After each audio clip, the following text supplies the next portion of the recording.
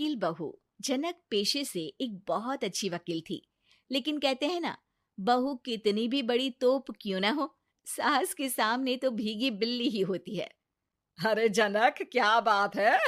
आज रोटी नहीं मिली अभी तक। ये तेरा कोर्ट नहीं है जो आज फैसला ना हुआ तो कल की तारीख मिल जाए। रोटी तो रोज वक्त में चाहिए। हाँ। माँ जी, रोटी तो कब की बन गई। मैंने आपको कहा तो खाना खाने के लिए, आपने शायद सुना नहीं होगा। ओहो हो, जज नहीं हूं मैं तेरे कोर्ट की, सास हूं सास। कोई दलील फालतू की मत देना यहाँ। बहुत जानती हूं मैं इन वकीलों को। अपनी बात ऊपर रखने के लिए झूठ बोलने में जरा भी नहीं सोचते। तभी वहां जनक के ससुर आ जाते हैं।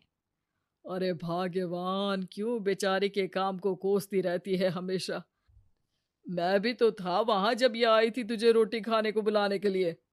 सास को तो अब गुस्सा आ जाता है कि कैसे किसी ने बहू की साइड ले ली। अरे वाह जी वाह, वो तो मैं जानती थी कि कोई ना कोई गवाह तो ये पेश कर ही देगी। पर मैं तो अब सीधा खाना खाकर सोने जाऊंगी।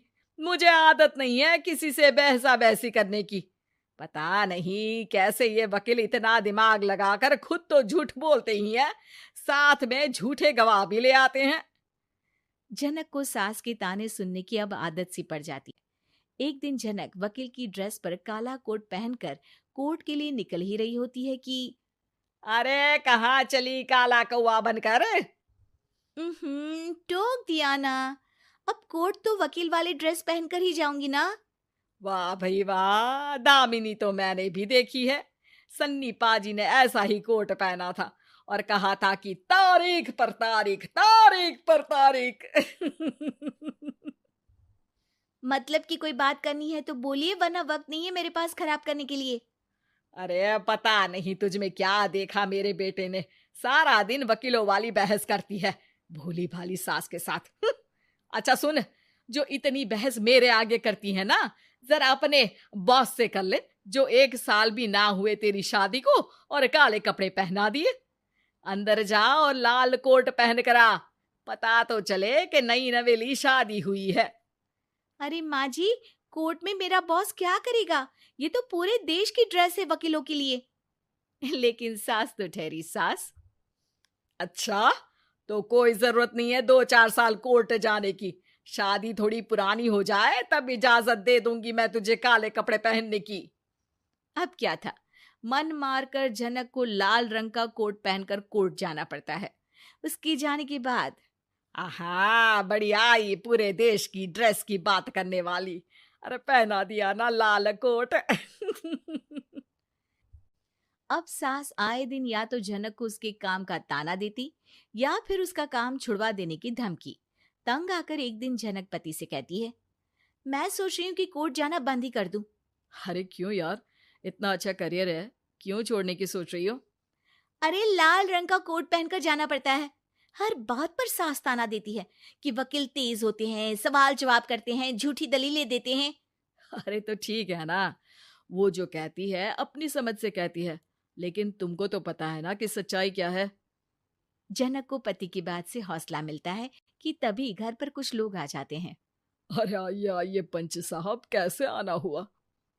अरे भाई साहब, सुना है कि आपकी बहू वकील है। तभी वहां सास आ जाती है। हाँ है तो, लेकिन क्या हुआ? फिर कहीं बहस कराई क्या? अरे हम तो खुद दुखी है उसके व्यवहार से। अरे भाभी जी, आपको तो पूरा मोहल्ला जानता है कि आप कितना बोलती है। फिर हम यहाँ बहू रानी की कोई शिकायत नहीं, बल्कि अपनी परेशानी लेकर आए हैं। ससुर जी खुश हो जाते हैं। हाँ हाँ, मैं भी बहू को बुलाता हूँ। जनक वहां आती है, सबको नमस्ते करके बैठ जाती है। बहू रानी, हमारे गांव में बड़ी मुसीबत आ गई है। अब तो पूरे गांव की जिम्मेदारी मानो तुम्हारे कंधों पर है। अरे ना ना, इससे तो घर की जिम्मेदारी पूरी नहीं होती, ये गांव की जिम्मेदारी क्या लेगी? भाभी जी, आप चुप हो जाओ। यहाँ पढ़े लिखे लोगों की बात हो रही है। आप जाओ, जरा रसोई से सबके लिए चाय लेकर आओ। मैं कॉफी लूंगी। हाँ हाँ, वकील साहिबा के लिए कॉफी। सास सर पैर सब पटक कर वहां से निकल जाती है। बहू, गांव में पानी नहीं आ रहा है। पड़ोसी राज्य ने हमारा पानी रोक रखा है। इसका मामला तो बड़े कोर्ट में चलेगा पंच जी, लेकिन ऐसा क्यों? वो राज्य हम लोगों से पानी के पैसे मांग रहा है। अब आधे गांव में पानी की सप्लाई खत्म हो गई है बहुरानी।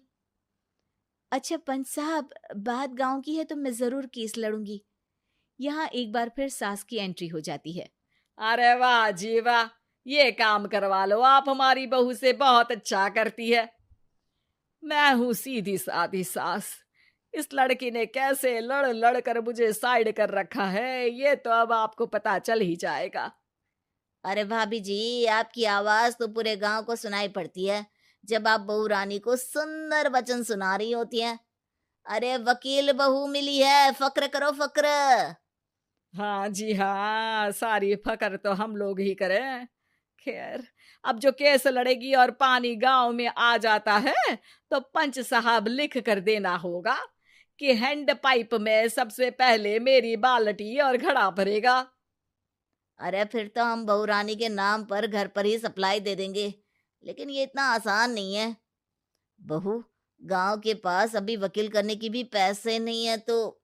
अरे पंच साहब, ये मेरे गांव का मामला है, मैं आपसे एक भी पैसा नहीं लूंगी।